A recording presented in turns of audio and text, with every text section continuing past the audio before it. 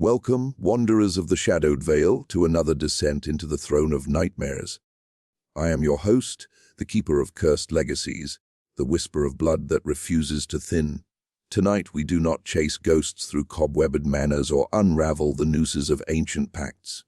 No, dear listeners, we venture deeper, into the marrow of America itself, where the land's own veins run thick with taboo. We tread the mud, choked paths of odd, West Virginia, a town whose name mocks the ordinary, a speck on the map where the hills swallow secrets whole. Imagine, if you dare, the year 1888.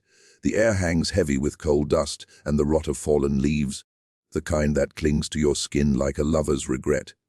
Twin brothers, John and Henry Whitaker, step off a rattling train into the embrace of these mountains. Identical in every line of their sharp faces, their eyes like polished obsidian, cold, unyielding. They come from Pennsylvania stock, hardy folk who tamed iron and fire, but something in their blood already simmers, a latent fever waiting for isolation to fan it into flame. The brothers claim a plot of land in Odd, a hollow so remote that even the crows seem to give it wide berth. They build cabins from rough, hewn pine, their hammers echoing like judgments in the fog. And there, in the cradle of those hills, they sire daughters. Beautiful at first, or so the sparse records whisper, Eliza and Mary, born under a harvest moon that bled crimson across the sky. But beauty in such places is a fragile thing, a veil as thin as spider silk. As the years twist forward, the sisters' faces begin to change. Not with the grace of time, but with the cruelty of something inherited, something forbidden. Lips swell unnaturally. Eyes sink into sockets too deep for light to touch, jaws protrude like accusations unspoken. The townsfolk, those hardy miners with calloused hands and suspicious hearts, begin to murmur. Cursed blood, they say over sour mash whiskey in dimly lit taverns. The devil's own bargain, struck in the womb. The Whitaker girls, once free to roam the wild berry patches, now shrink from mirrors, from the pitying stares that follow them like hounds. And so, the masks come. Not the porcelain finery of high society balls, oh no. These are crude things at first. Scarves wound tight, burlap sacks drawn over heads with eye holes ragged as wounds. But as the deformities deepen, so do the veils. Leather straps cinched across mouths that twist wrong, porcelain facades imported from distant catalogues, painted with rosy cheeks that mock the flesh beneath. They wear them indoors, even in the stifling heat of summer, when sweat pools beneath the unyielding surface and breaths come in shallow, panicked rasps. Why? Because to remove them is to invite horror, not just their own, but the recoil of the world. The sisters learn early faces are weapons, and theirs are loaded with shame. This is the hook that reels you in, listener, the slow unraveling of a lineage where love twists into something monstrous. The Whitaker Sisters, America's most deformed women, hidden not by choice, but by the inexorable pull of blood calling to blood. But who were they truly? Were they victims of a genetic malediction, or architects of their own veiled empire? And what shadows lurk in the hollows of Odd, where the family tree branches not outward, but inward, coiling like a serpent devouring its tail? Let me paint the scene for you, as if you stand there now, ankle deep in the chill mud of Riddle Run Creek. The Whitaker homestead squats at the hollow's end, a cluster of sagging clapboard shacks, roofs patched with rusted tin that rattles in the wind like loose teeth. Smoke curls lazily from chimneys, carrying the scent of cornbread scorched black and venison stewed too long, its gaminess undercut by something sharper, like damp earth after a grave digging. Dusk falls early here, the sun snuffed by ridges that rise like the spines of buried giants. Fireflies wink in the underbrush, but their glow is sickly, jaundiced, as if poisoned by the same taint that runs through Whitaker veins. You approach the porch where the eldest sister, Lorraine, they call her, rocks in a chair that creaks like old bones. Her mask is a relic, a doctor's veneer from the 1920s, cracked porcelain etched with faint cracks like lightning scars. Beneath it you imagine the flesh, swollen, asymmetrical, a jaw that juts forward in defiance of nature's blueprint. She grunts a greeting, a low rumble from deep in her chest, words mangled into phonemes that dance on the edge of meaning. Stranger, hill, folk gone. Her hands, gnarled as roots, clutch a corncob pipe, the smoke wreathing her hidden face like a funeral pall. Beside her, the younger sisters, Betty and Raymond, twins in tragedy if not in birth, huddle on the steps. Betty's mask is simpler, a swath of faded calico tied with twine, her eyes peeking through slits like wary animals in a trap. Raymond's is more elaborate, a feathered contraption scavenged from a carnival long abandoned, its plumes wilted and moth-eaten. They don't speak, they bark, sharp, interrogative yips that echo off the hills, a language born of isolation, where human tongues failed and animal instincts prevailed. The air thickens with their presence, a palpable weight, as if the deformities aren't just physical but atmospheric, seeping into the soil, the water, the very breath you draw. This is no mere family tale, listener. This is a chronicle of concealment, of masks that bind tighter than any chain. The Whitaker sisters didn't choose their veils. They were forged in the furnace of forbidden unions, where brothers wed sisters, cousins claimed kin, and the bloodline folded upon itself like parchment in flame. By the 1930s, the family numbered in the dozens, all crammed into that warren of shacks, their deformities a gallery of horrors, cleft palates that whistle with every exhale, limbs stunted or elongated like wax melted in fire, minds fogged by an inheritance that stole clarity as surely as it warped bone. Yet, in the heart of this nightmare, there is a flicker, a defiance. The sisters, masked and maligned, became guardians of their own myth. They wove tales in grunts and gestures, stories of hill spirits that punished the proud, of ancestors who bargained with shadows for land that bore cursed fruit. Neighbors spoke in hushed tones of sightings, the sisters gliding through moonlit woods, masks aglow like willow that wisps, luring the unwary with barks that mimicked lost children. Was it madness or method, protection or predation? As the Great Depression clawed at America's throat, the Whitakers retreated further. Outsiders, social workers with clipboards, preachers with Bibles, were turned away with rocks and rifles. The masks became symbols, talismans against the judgmental eye of progress. But progress has long fingers, and by the mid-20th century, whispers reached Charleston, then beyond. A journalist from the Cincinnati Enquirer, emboldened by moonshine, snuck into the hollow in 1952. His article, Veiled Vipers of the Virginia Wilds, described the sisters as goblins in gingham, their faces a testament to sin's slow sculpting. The piece ignited a firestorm. Voyeurs flocked to Odd, cameras flashing like lightning in the night, only to be met with the sisters' eerie silence, their masked forms vanishing into the mist. Tonight, we peel back those layers not with cruelty, but with the reverence due the damned. For in the Whitaker sisters' story lies a mirror to our own frailties, the terror of what lurks beneath our skins, the horror of blood that betrays. Stay with me as the fog rolls in thicker and the grunts grow closer. The tale is just beginning, and once heard, it never truly ends. The wind picks up now, carrying the faint tang of sulfur from long-abandoned mines, a reminder that Odd was built on bones, of men crushed in shafts, of dreams buried under slag. The sisters' childhoods were spent in this cauldron, playing among rusted rail ties and wild huckleberry bushes that stained fingers purple as bruises. Eliza, the elder by 2 years, was the first to don the mask, a simple kerchief at age 8 when her schoolmates' taunts turned to stones. "Frick face!" they chanted, their voices a chorus of innocence corrupted. Mary followed suit, her own features blooming into a symmetry by 10, a harelip that split her smile like a fault line.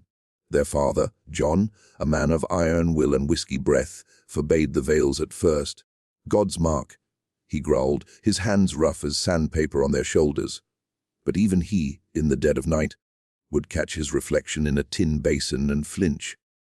The twins' union had been no accident in the isolation of the hills. Where eligible mates were few and kin were plenty, love wore the face of familiarity. Henry, across the creek in his own cabin, mirrored the sin, his daughter wed John's son, the circle closing like a noose. By adolescence, the masks were permanent fixtures, laced with the scent of lye soap and tears dried to salt. The sisters learned to navigate by touch and sound, the rustle of skirts against thorns, the hoot of a barred owl signaling safe passage. They foraged at dawn, when the world slept, gathering ramps and morels that grew fat on the decay of fallen kin. Evenings were for the fire circle, where the family gathered, faces half-shadowed, sharing tales in a pidgin of English and instinct. The hill watches. Eliza would grunt through her porcelain barrier, her voice a muffled thunder. It sees the pure and hungers. Listeners feel the chill now, the way the story coils around your throat, tightening with each revelation. This is the grip of the Whitaker legacy, a curse that defies dilution. As the 20th century dawned, the deformities spread like ink in water, grandchildren with eyes too close, set like buttons on a rag doll, great nieces with spines curved like scythers. The sisters, now matriarchs in their veils, enforced the code. No outsiders, no mirrors larger than a shard, no words of self-pity. Their home became a fortress of fabric and fear, windows shuttered against prying eyes, doors barred with oak beams hewn by Henry's own hand. But isolation breeds its own monsters. Rumors slithered out, of sisters who birthed children to brothers, of masks removed in frenzy during storms, revealing faces that drove men mad.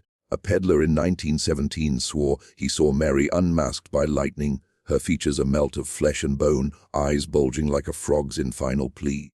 He fled odd that night, babbling of witches until the asylum claimed him. True or not, the tale took root, feeding the family's mythos, and so we stand at the threshold, dear ones, masks in hand. Will you don yours and step into the hollow? The grunts await, the fog beckons. The Whitaker Sisters' story is no fairy tale.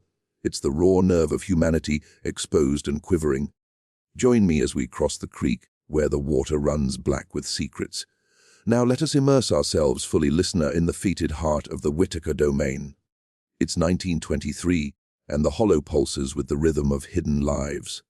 The air is thick, almost chewable, laced with the musk of unwashed bodies, and the sweet decay of overripe persimmons fermenting in the undergrowth. The homestead sprawls like a wounded animal, 3 main cabins connected by muddy paths, trampled into ruts by bare feet. Outbuildings leaning like drunks against the hillside. Chickens scratch in the yard, their clucks erratic, as if sensing the unease that saturates the soil. At the center stands the big house, a misnomer for the largest shack, its walls papered with Sears catalogs yellowed by time. Here dwell the sisters Eliza, now 35, her mask a weathered porcelain affair with painted lashes that flutter like dying butterflies when she turns her head. Mary, 33, favors a hooded cowl of black velvet, scavenged from a deceased aunt's trunk, its edges frayed to threads that whisper against her deformed chin. And then there's the third, little Ray, born late to the lineage in 1905, her face a canvas of the curse's cruelest strokes. Brow ridged like a caveman's, nose flattened to a nub, teeth protruding in jagged misalignment. Ray's mask is childlike in its tragedy, a doll's face, porcelain cheeks rouged eternally, eyes of glass that stare blankly ahead. The day begins as all do with the tolling of a rusted bell, forged from mine scrap, its clang a guttural call that vibrates through bone. Eliza rises first, her movements deliberate, joints protesting with pops like distant gunfire. She shuffles to the hearth, where embers glow like malevolent eyes, and stirs the pot of hominy grits, the steam rising to fog her mask's interior. Eat, strong, she grunts to the shadows, her voice a gravel churned from depths unspoken. Mary joins her, carrying a pail of creek water, sloshed with silt, her cowl casting her form in perpetual eclipse. They don't touch. Affection in the Whitaker home is a luxury too dangerous, too likely to stir memories of the unions that birthed them. Ray, the fragile one, lingers in the loft, her doll mask clutched like a talisman. Her deformities run deeper than skin. Her mind wanders paths of half-formed thoughts, words escaping in barks that mimic the hounds chained outside. Mama, hurt, moon, she yips, descending the ladder with hands that claw the rungs for balance. The sisters converge, a trinity of veiled sorrow, breaking fast in silence broken only by the slurp of spoons against tin bowls. But this morning holds a shadow, a ripple in the routine. From the ridge above, a stranger's silhouette, tall, coat flapping like raven wings, watches. It's Harlan Tate, a revenue man from Charleston, sent to collect taxes on land long forgotten by ledgers. Harlan's no fool, he's heard the tales, the ones that curl tobacco smoke in saloons. Whitaker witches faces like melted sin, stealing babes for their stews. Yet duty drives him down the slope, boots sucking in mud, rifle slung casual across his back. The sisters sense him before sight confirms, a prickle at the nape like spider legs on flesh. Eliza freezes, spoon midway to her hidden mouth. "Man, smell law." She rumbles, the words mangled but the fear pure. Mary rises, her cowl billowing, and grabs a shotgun from above the mantel, rusted but loaded with buckshot scavenged from the creek bed. Ray whimpers, a high keen that sets the dogs baying, their chains rattling like Jacob's ladder in hell. Harlan reaches the porch, hat in hand, voice pitched conciliatory. "Mornin', ladies. Name's Tate from the county seat. Just here for the Whitaker levy. $2 on the acres." His eyes dart, taking in the masks, the grotesque tableau. The air thickens, charged with the ozone of impending storm. Eliza steps forward, her porcelain facade tilting like a guillotine. "No coin, go." She grunts, the shotgun leveled steady in Mary's grip. Harlan swallows, sweat beading despite the chill. "Now, ma'am, that's no way." Uncle Sam don't forget his due. He edges closer, peering at Ray's dull face, curiosity warring with revulsion. "Lord Almighty, what's under there? You folks run a circus or something?" The bark erupts from Ray, a piercing yawl that shatters the morning. The dogs lunge, froth flying, and Mary fires a warning shot into the dirt, pellets singing like angry bees. Harlan stumbles back, hands raised, but not before glimpsing through a crack in Eliza's mask a glimpse of swollen lip, eye socket cavernous, a maw of teeth yellow as old ivory. He turns and flees, crashing through briars, his screams echoing until swallowed by the hills. The sisters stand unmoving, breaths ragged behind their veils. "Gone? Safe," Eliza mutters, but her hands tremble as she lowers the gun. This is the first crack in their isolation, the first tendril of the outside world snaking in. Harlan's report reaches the papers weeks later. Monsters in masks menace revenue agent, odds oddest outcasts strike fear. Voyeurs arrive by the dozen, curiosity seekers with notebooks, photographers with flash pans, turning the hollow into a circus of the damned. The sisters adapt, their tension coiling tighter. Nights bring counsel around the fire, flames casting elongated shadows that dance like imps on the walls. "They come, see." "Curse," Mary hisses through her cowl, her fingers tracing runes in the ash. Symbols passed from grandmother to granddaughter, wards against the evil eye. Eliza nods, her porcelain cracking further with the motion. "We're tighter." "Hide deep." Ray curled at their feet, barks agreement, her dull eyes reflecting the blaze like twin hellfires. As autumn bleeds into winter, the intrusions escalate. A preacher arrives, Bible thumping, preaching salvation through unmasking. "The Lord sees all, sisters! Cast off these idols of vanity!" He reaches for Eliza's strap, and chaos erupts. Ray lunging with nails like talons, Mary swinging a poker that connects with a sickening thud. The man flees, bloodied, his cries summoning deputies who cordon the hollow with yellow tape, whispers of inbreeding abominations on their lips. Through it all, the sisters' bond hardens, forged in the fire of shared shame. They forage deeper into the woods, unearthing ginseng roots that fetch pennies in town, enough for flour and salt. They mend masks with needle and thread, stitching secrets into seams, and in quiet moments, when the moon hangs low, they sing or try to. Tunes mangled into moans, harmonies fractured by grunts, but the melody lingers, a lament for normalcy lost. Yet, beneath the vigilance, cracks form. Eliza dreams of a face unscarred, of a lover's touch without recoil. Mary hoards a shard of mirror, stolen from a peddler's cart, gazing at her reflection in stolen glances, hating the stranger who stares back. Ray, the innocent, clings to a cornhusk doll, whispering, "Pretty, pretty," as if incantation could reshape bone. Winter breaks with a thaw that turns paths to quagmires, and with it comes the flood, A carnival troupe led by a barker with a waxed mustache and eyes like coins. "The veiled viragos of Virginia," he proclaims, posters plastered on barn doors for miles. They offer gold for a show, just one unmasking, one pose for the midway. The sisters refuse, but the troupe persists, tents rising on the ridge, Coleop music mocking the hollow's silence. One night, under a sky bruised purple, the barker sneaks close, chloroform rag in hand.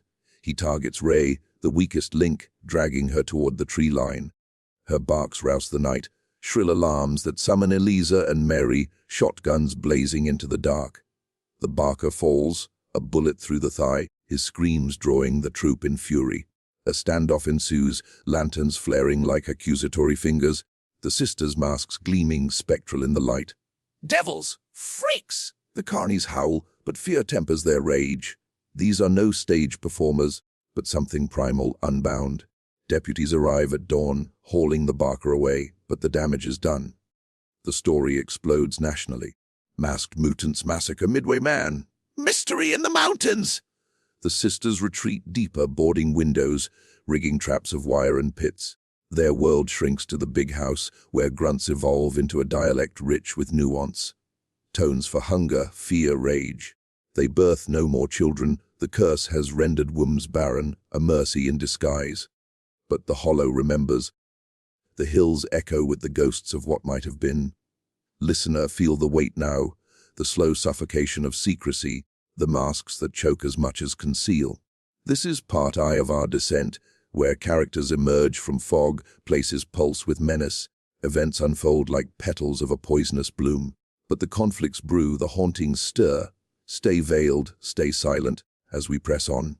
The year turns to 1935, and the hollow has become a pressure cooker, lid rattling under the steam of intrusion. The Whitaker sisters, now etched deeper into their veils, move like specters through their domain. Eliza's porcelain has splintered at the jawline, shards held by wire that bites into flesh. She grinds her teeth at night, the sound a rodent's gnaw in the walls. Mary's cowl has molded to her form, sweat and skin fusing in a second epidermis, her breath shallow to avoid the itch of confinement. Ray's doll mask, once pristine, bears scratches from her own nails, glass eyes clouded as if weeping. The haunting begins subtly. A child's laughter on the wind, where no children play, shadows in the corner of the eye, elongated fingers beckoning from the loft. The sisters dismiss it as hill folk tricks, but the mysterious elements layer like frost on a window pane, obscuring truth. One fog-choked dawn, Eliza finds the hominy pot overturned, grits scattered like brains on the floor, a single handprint, small, smooth, pressed into the mess. Ghost, touch, she grunts, but Mary sniffs the air, detecting not spectral chill, but the acrid tang of kerosene. The conflicts ignite with the arrival of cousin Jed, a distant branch of the Whitaker tree, untainted by the deepest curse but drawn by blood siren call. Jed hails from Bluefield, a railman with a silver tongue and eyes that gleam with opportunism. He's heard the tales, seen the papers, and smells profit in the sisters' plight. Kin to kin, he draws on the porch, flask in hand. I got a proposition. Folks in the cities pay good for the exotic. One photo, ladies, one peek, and we split the take. His smile is wolfish, teeth even and white against the sisters' hidden maws. Eliza bars the door, but Jed persists, week after week, his visits a siege. He brings trinkets, ribbons for Ray, which she clutches like lifelines, whiskey for Mary, which loosens tongues behind cowls. "You're strong, Ms. Mary. Like the old queens, hide in their power." Flattery seeps in, a slow poison. One evening, under a canopy of stars pierced by lightning bugs, Jed coaxes a story from them, the origin, the twins' pact. John and Henry, Eliza rumbles, voice cracking like dry leaves, swore by the creek, blood in water, water in blood. No end, no out. Jed's eyes narrow, calculating. He slips away that night, but returns with a partner, Doc Hargrove, a disgraced physician from Pittsburgh, stripped of license for unorthodox experiments. The doc's bag bulges with syringes and elixirs, promises of cures for the curse, phrenology. Ladies, science! Measure the skull, balance the humors. But his gaze lingers too long on the masks, hunger in his stare not for healing, but dissection. The sisters' resistance fractures. Ray, ever the vulnerable, takes to the doc's tonics, bitter draughts that promise clarity but deliver fever dreams. She barks through nights. Visions of unmasked faces in the flames her own, a horror of fused features, chasing her through endless woods. Mary, swayed by Jed's liquor, allows a consult, the cowl lifted just enough for the doc's calipers to click against bone. The pain is exquisite, a lightning fork through flesh, and Mary's scream, raw, unfiltered, shatters the cabin's hush. No, see, no! Chilling moments cascade. That night, the homestead groans under a tempest, rain lashing like whips. Ray, delirious, tears off her doll mask in the loft, revealing a face sculpted by nightmare, forehead bulging, cheeks sagging in folds, mouth a lipless gash rind by scars from self-inflicted bites. She stumbles down wailing, and in the chaos, Jed seizes the moment, flashbulb popping, capturing the horror eternal. The photo circulates underground, sold in speakeasies as the odd oracle unveiled. Betrayal festers. Eliza confronts Jed at dawn, shotgun in hand, but he laughs, waving a contract smeared with ink. "You're famous now, kin, embrace it." The words ignite something primal. Eliza fires, the blast shearing Jed's ear, blood spraying like accusations. He flees, vowing revenge, while the doc vanishes into the storm, bag left behind with vials that bubble ominously. The haunting deepens. Objects move, the cornhusk doll repositioned to stare at sleepers, whispers in the walls, mimicking the sisters' grunts, but twisted into pleas. "Let us out. Let us see." Mary swears she sees her reflection in the creek, unmasked, beautiful, beckoning with drowned hands. Ray curls fatal, barking prayers to a god who turned away generations ago. External threats compound the internal. The carnival returns, tents bloated on the ridge, barkers hawking the masked maids. Massacre! Crowds gather, pitchforks and lanterns, demanding justice for the carny killer. Deputies, outnumbered, form a thin line, but a rock sails through a window, shattering glass and grazing Eliza's arm. Blood wells, dark and thick, soaking her sleeve. A reminder that beneath the veil, they bleed human. In desperation, the sisters perform a rite from grandmother's lore. At midnight, they circle the homestead, masks trailing like bridal trains, chanting in grunt harmony, while spilling creek water mixed with blood. Bind the sight, blind the eye. The air hums charged, and for a moment, the crowd on the ridge falters. Visions of their own sins flashing, unbidden infidelities, abortions, buried shames.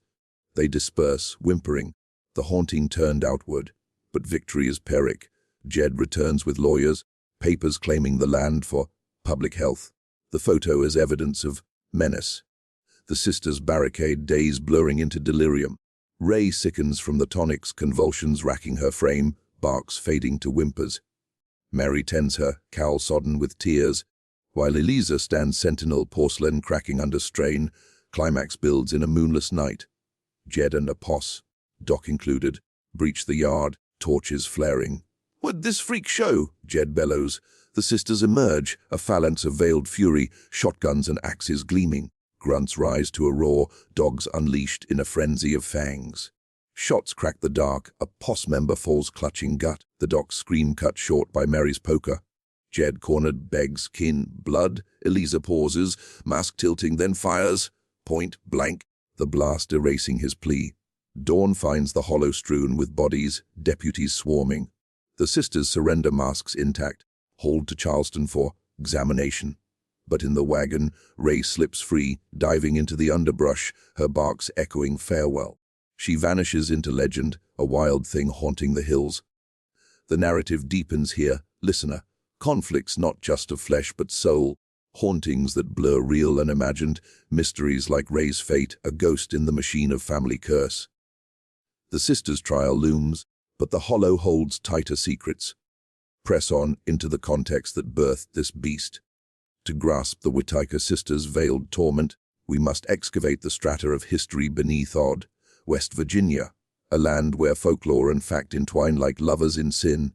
Appalachia, that vast, folded quilt of mountains, was no Eden for settlers. From the 1700s, Scots, Irish, and German immigrants clawed into its coves, driven by land promises as empty as the promises of gold. Isolation was the rule, ridges like fortress walls, rivers treacherous as serpents, communities breeding inward by necessity, not choice. By the 19th century, coal reigned supreme, the black diamond that fueled America's forge but devoured its people. Odd platted in 1890 was a boomtown speck, its 200 souls mining seams that snake it under the earth like hell's plumbing. The Whitakers arrived amid this frenzy, John and Henry claiming 40 acres in 1888, their cabin rising amid slag heaps that scarred the earth like open wounds. Records from the McDowell County Clerk, yellowed ledgers in Charleston archives, note their marriage to Perkins' sisters, Elizabeth and Mary, unions that, while legal, sowed the seeds of collapse. Inbreeding, that taboo spectre, finds fertile ground here. Not the sensational incest of headlines, but the gradual erosion of genetic diversity. Anthropologist Robert Allen, in his 1970 study, The Isolated Community, charts how Appalachian endogamy, marrying within family or hamlet, arose from geography. Travel was perilous. A trip to Bluefield could take days over unmapped trails. The 1900 census for McDowell shows Whitaker kin comprising 15% of Odd's populace, their unions a web of double cousinship, John's son wedding Henry's daughter, grandchildren sharing grandparents on both sides. Folklore amplifies the fact. Appalachian tales brim with haint families, bloodlines cursed by spurned witches or Civil War ghosts, dooming heirs to twisted forms. The Melungeon people, mixed race enclaves in neighboring Tennessee, whispered of silver mines guarded by deformed kin, their isolation breeding both pride and prejudice. The Whitakers echoed this, their masks evoking faceless ones from Cherokee lore, spirits who stole faces from the vein leaving husks to wander. Eerily authentic, the genetic toll mirrors medical annals. Dr. Alan Bittles, Consanguinity in Context, 2012 quantifies the risk. First cousin unions double, congenital defects, closer ties quadruple. Whitaker deformities, cleft palates, 30% incidence in isolated lines. Per NEH data of mandibular prognathism, intellectual delays, align with recessive disorders like Ellis-Van Creveld syndrome, common in inbred pools. The 1930s eugenics movement, peaking with Virginia's sterilization laws upheld in Buck v. Bell 1927, cast Appalachia as degenerate stock. Social workers' reports from the era, archived in the West Virginia State Archives, describe hill families with reptilian features, the Whitakers anonymized but unmistakable.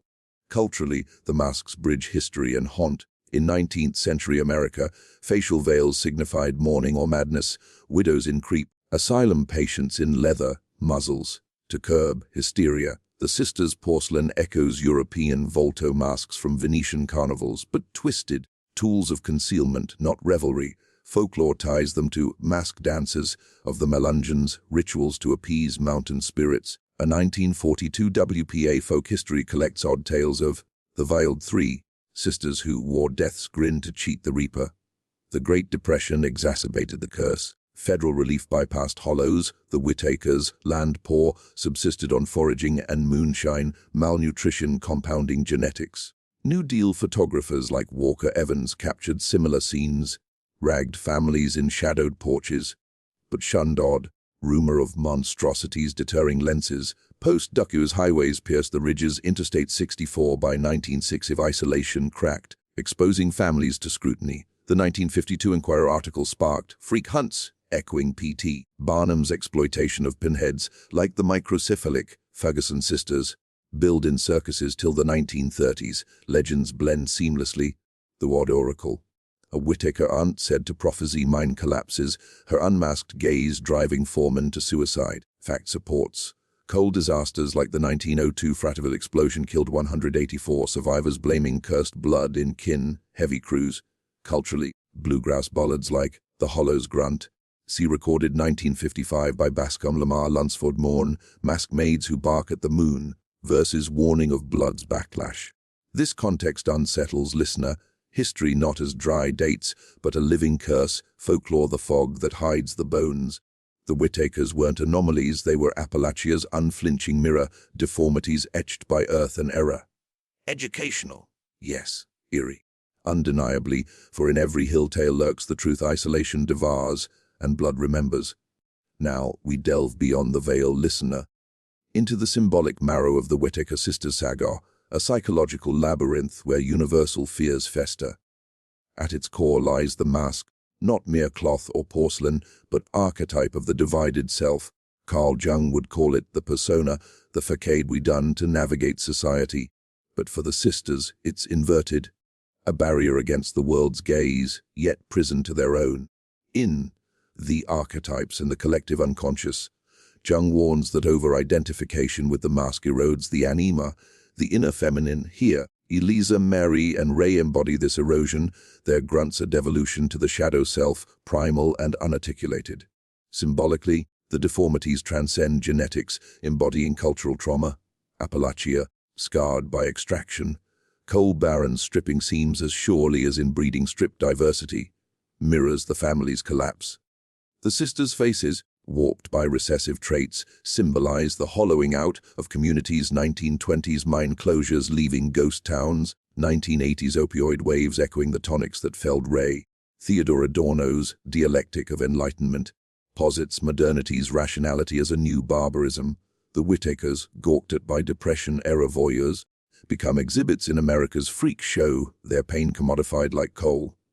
Psychologically, the story probes human nature's abyss, the allure of the forbidden union, Freud's totem and taboo, traces incest to primal hordes where sons slew fathers for maternal access. The twins John and Henry replay this, their sibling spawned progeny a Oedipal loop. The sisters' masked existence evokes Lacan's mirror stage, identity formed in reflection, shattered here by gazes that objectify. Ray's unmasking frenzy, a Lacanian, real, erupting, the traumatic kernel beyond symbolization, her barks the failure of language to contain horror. Universal fears converge the body as betrayer. In The Body in Pain, Elaine Scarry dissects how torture unmasks vulnerability. The sisters' veils preempt this, a self-torture anticipating societal knives. Their isolation taps agoraphobia's root, fear of exposure mirroring our digital age, where filters veil insecurities. Yet the economy demands revelation. Culturally, they haunt America's underbelly, the eugenics shadow in Gattaca-esque dystopias, or Deliverance, hillbilly horrors where inbreeding codes class dread. Thematically, connection to trauma abounds. Post-colonial theory, Homi Bhabha's hybridity, sees the sisters as liminal, neither fully human nor monster, their grunts a mimicry resisting assimilation. Yet, defiance glimmers their right blood, water chant evokes indigenous resilience. Cherokee, going to water, ceremonies repurposed against colonial gaze. Human nature's duality shines, the curse births not just deformity, but unbreakable bonds. The sisters' trinity, a perverse holy family, love masked but unyielding. Ominously, the tale warns of unchecked isolation. In our era of echo chambers, where algorithms inbreed ideas, the Whitakers prefigure societal collapse. Diversity's death yielding monstrosity. Intellectually chilling, if blood folds inward, what of spirit? The lingering question, do masks liberate or entome? The sisters chose neither. They endured, their story a psychological palimpsest, layers of fear etched deep. This analysis leaves us unsettled. Listener, symbols that bleed into psyche, themes that claw at the soul. The curse is ours if we dare unmask, and so we emerge from the hollow. Listener, veils damp with the dew of dread, the grunts of the Whitaker sisters, echoing in our ears like half-remembered nightmares. We've traversed the mask's labyrinth, from the suspenseful veil of introduction, through narratives twin, folded in conflict and chill, contextual bones unearthed from folklore's grave to analysis's scalpel probing thematic veins. 15,000 words woven into this tapestry, yet the pattern persists incomplete, for some tales defy ending. Recall the sisters Eliza, porcelain sentinel, her final trial in Charleston a farce, acquitted on self-defense, but masks mandated by public decency, chaining her to asylums till death in 1947, age 84, face unmasked only in the grave. Mary, cowl-clad enigma, vanished post-verdict, rumors placing her in the hills with Ray, their barks haunting loggers into the 60s. Ray, the wild child, sighted as late as 1972, a masked figure glimpsed by hunters, dull face weathered, eyes feral with freedom's cost. The legacy lingers, a stain on odds map. The homestead crumbled by the 80s, vines reclaiming walls, but the curse, it seeps into groundwater, whispers in real estate listings, haunted hollow, buyer beware. Modern echoes resound, the Whitaker kin, distant branches, featured in 2020 documentaries, their grunts a digital veil for the same sins. Have we learned? Or do we don our own masks? Social media filters, political facades, hiding blood's insistent call. Ponder this as fog rolls in. What hides beneath your skin, listener? A deformity of spirit, waiting for isolation to bloom. The Whitaker sisters teach that bloodlines once knotted, unravel slow, threads pulling us all toward the throne of nightmares. Sleep uneasy, wanderers, the hill watches, the masks await. Until next we descend,